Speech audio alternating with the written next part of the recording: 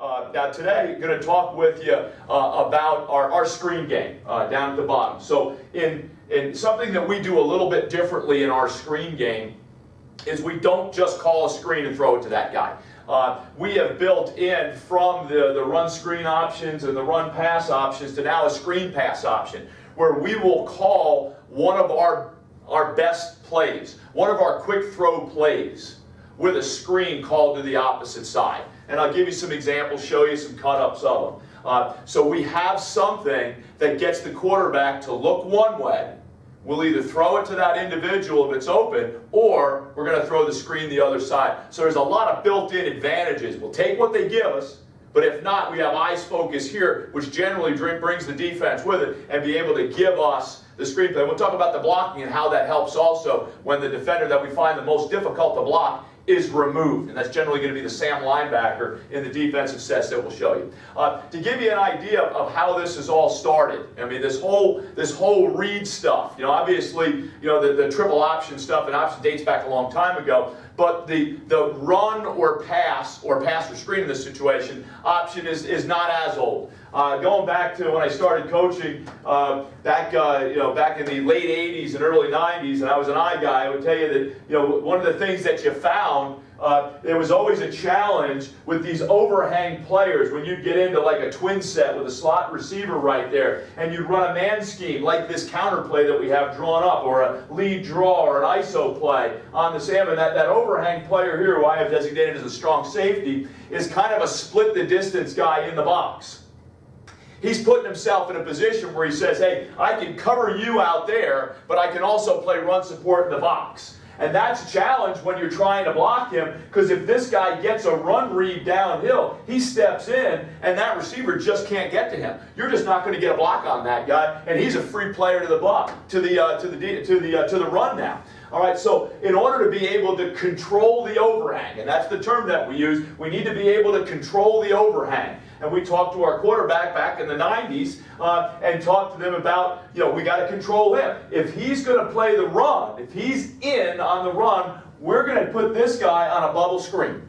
We're going to put him on a bubble screen and we're going to block him. So if this guy's a run player, we're going to pass. If he comes out and he's a pass player, we're going to run. The other term we use, if he's in, the ball's going out. If he's out, the ball's going in. But we're going to read that guy. Now, that's a pre-snap read. We're going to take a look at him, see where he's aligned, and make that decision. So on the run screen option, that is purely a pre-snap read. And then we take that now, a couple years later, everybody's in the spread. It's really the same exact thing. Instead of being in the eye, we're in a spread formation. We're running the exact same play I had drawn up, but instead of a two-back set, we're in a spread formation. But it's all the same thing. We're talking about a 4-2-5. How do you control this overhang player? If he's playing over the top here, we're going to 6-on-6 in the box. But if he wants to split the distance and be a run support player in the box, we can't allow him to do that. So we're going to bubble every time. So if this guy's out here, he'll run bubble, he can cover bubble, we'll run the ball in the box. If he's hanging in the box to be able to play run support, we're going to throw the bubble screen, we'll get the block on him, and we'll see if the free safety can make the play, filtering inside out or over the top. We put him in a bind on that block by blocking the outside shoulder of that corner. So we're looking to circle the defense on that. We're not looking to get it and run up into the alley where he's defending. We're looking to circle the defense, block the outside shoulder, and get upside. And if he is outside, we're going to run the ball inside. We're just going to play the cover. We don't call that. That is built in. Okay, and it's the same thing if we go to multiple receivers. So this is some of the things now we talk about in building to the whole screen pass option, is how do you decide when to throw, when to run? So there's a couple things that we're looking at. One of the things is we're looking for numbers. So in this sense, in the building of the run screen options, we first teach our quarterbacks, let's look for numbers. So in this scenario, we've got a 3-receiver surface and we've got a running play called inside. We're going to run that same exact counter play with a 3-receiver surface there. For us, we always run the bubble screen to the receiver that's closest to the quarterback. So in this scenario, it'll be the number 3 receiver, and the last one it was the number 2 receiver. What the quarterback's looking for now is numbers. How many low defenders, second-level defenders, linebacker depth, a roll corner, an overhang player, not a deep safety. How many second-level defenders are playing over our 3-man surface? All right, they have 2, we have 3, we're going to throw bubble. That just gives us bubble. All right, even though this guy is removed, which gives us the running play, we have 6-on-6 in the box, we like it, we've taken it a step beyond now and said, okay, yeah, we have a running play, but why beat our heads into the wall and try to get 6 guys blocking 6 guys and burying it inside there if they're going to give us that one? So we took what was a read scenario and said, now, hey, let's go one step beyond, just make a pre-snap read and look out there and say, hey, if they're going to give us bubble, we're going to take bubble. So we're going to send outside seal him. He's going to come down on him. And again, this guy's got to filter through the alley to be able to find a spot. And you get a one-on-one open field scenario with an athletic kid. Now for us, generally the inside guy is our most athletic guy. We put our most athletic guy in space to try to create those one-on-one scenarios. And we do have a hand signaling process that tells these guys, who do I want blocked depending on where everybody's lined up. This one is fairly simple in determining who everybody is that everybody's going to block. Okay, now the other thing we do is, we'll take a look at now in this scenario again. This guy is removed, so we can run the ball inside. But again, in this whole thing, when you start to embrace the different options that you have, you may say to yourself, I'm not necessarily sure, even though he is removed now, that we do want to run the ball. Let's see now if we can get a bubble off of this scenario. So there's another one now. Let's look at numbers again. Low numbers. We have 2, they have 1.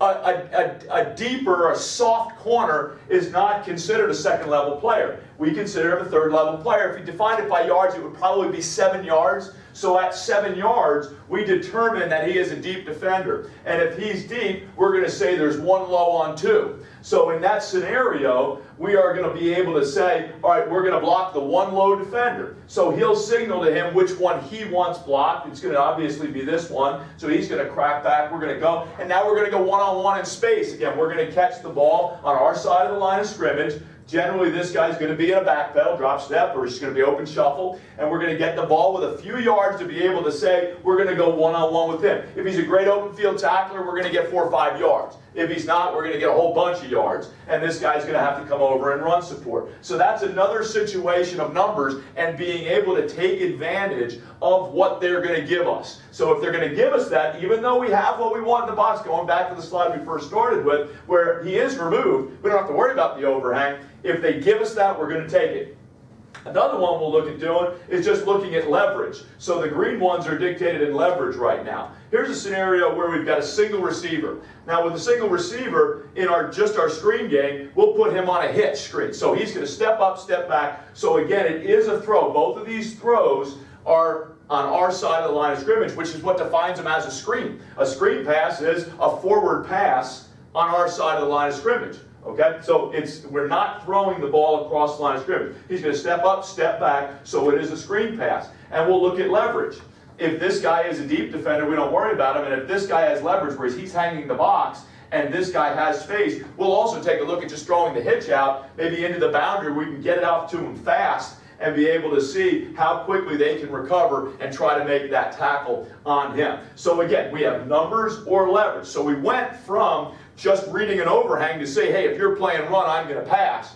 And if you're going to play pass, I'm going to run, to expanding it and saying, hey, if you're going to give us numbers, we'll throw the ball to numbers. If you're going to give us leverage, we'll throw the ball to leverage. But in both of these scenarios, we can run the ball in the box as well. Okay? Now that whole next thing went into these run-pass options now, where you look at being able to say, we're going to throw the ball downfield now.